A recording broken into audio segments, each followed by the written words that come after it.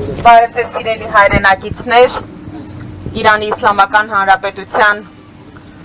դիվանագիտական ներկայացուցչության անդամներ, մենք այս պահին գտնվում ենք Իրանի Իսլամական Հանրապետության դեսպանատան առջև եւ Բարգավաճ Հայաստան կուսակցության ներկայացուցիչների այցը այստեղ այսօր կրում է եւ գործնական եւ խորհրդանշական նշանակություն ուրբաթ օրը Բարգավաճ Հայաստան կուսակցության քաղաքական խորհրդի եւ կուսակցության անունից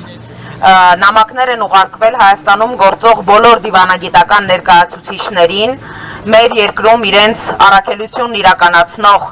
դեսպաններին, ինչպես նաեւ միջազգային կառույցներին, մասնավորապես մենք մեր երկրում իրենց դիվանագիտական առաքելությունն իրականացնող բոլոր անձանց ուշադրությունը հրավիրել ենք Բարգավաճ Հայաստան կուսակցության նախագահ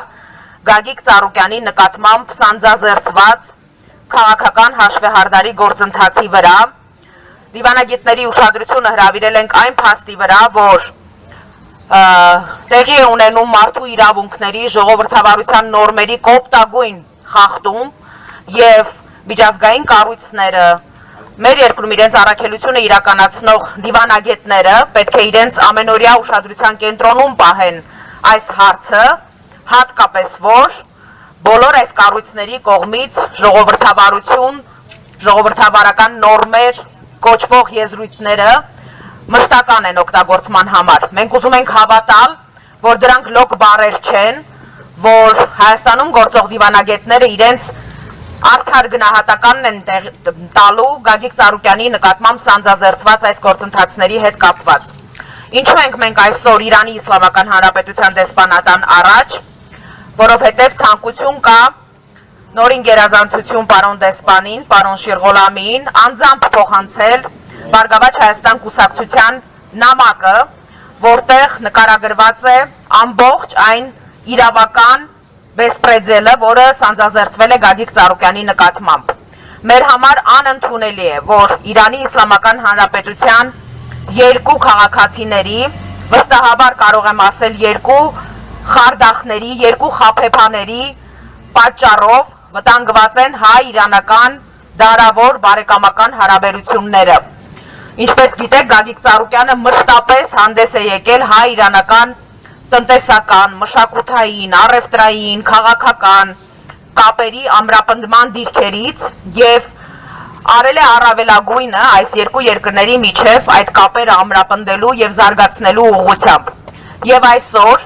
երկու խարդախ գործարարների կեղծ ցուցմունքի պատճառով իրականում վտանգված է հայ-իրանական բարեկամությունը,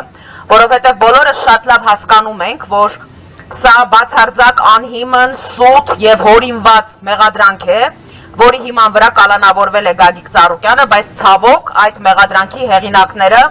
Իրանի Իսլամական Հանրապետության քաղաքացիներ են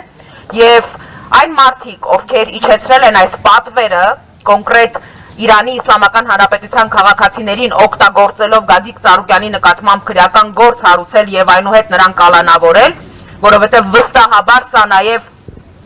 որոշակի շարժառիթներ ունի եւ վստահ եմ, որ որոշակի անձինք կամ երևույթներ են կանգնած այս ամեն ինչի հետևում, նրանք նաեւ հստակ նպատակ են ունեցել վատթարացնել հայ-իրանական հարաբերությունները, սեպ խրել է դարավոր բարեկամության մեջ,